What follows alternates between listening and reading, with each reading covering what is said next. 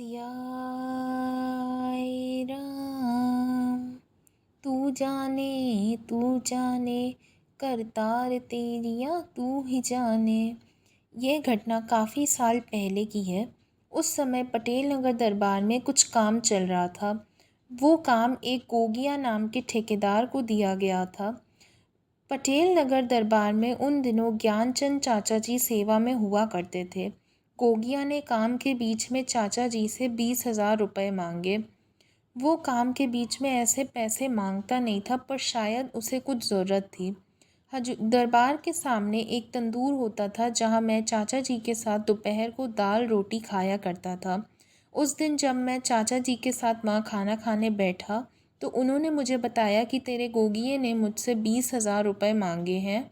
मेरे पास एक साथ इतने पैसे कहाँ से आए? और फिर मुझे कहा कि तू उसको संभाल लेना और मना कर देना।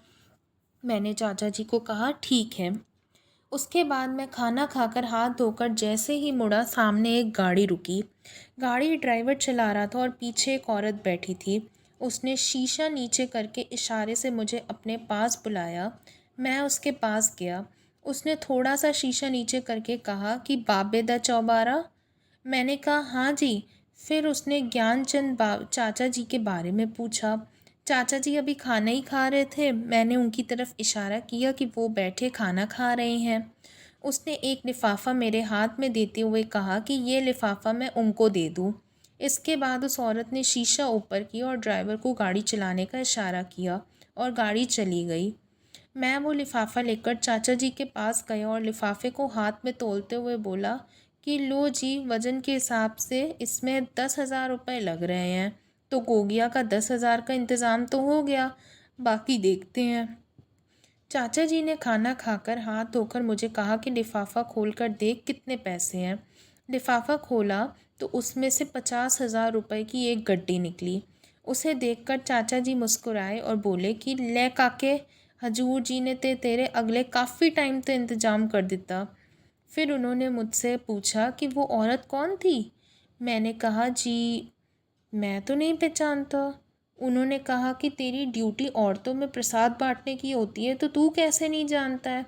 मैंने कहा जी, मैं सच्ची में कुछ नहीं जानता हूँ। और आप तो मुझसे कई साल पुराने हो, आप कैसे नहीं जानते हो? उन्होंने कहा कि हाँ, मैंने भी इनको कभी नहीं देखा।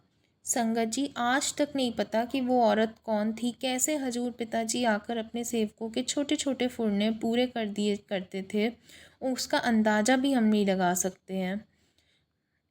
बोल साचे दरबार की जय। संगत जी, अगर साखी सुनाने में कोई भूल हो गई हो तो माफ़ कीजिएगा। सियाए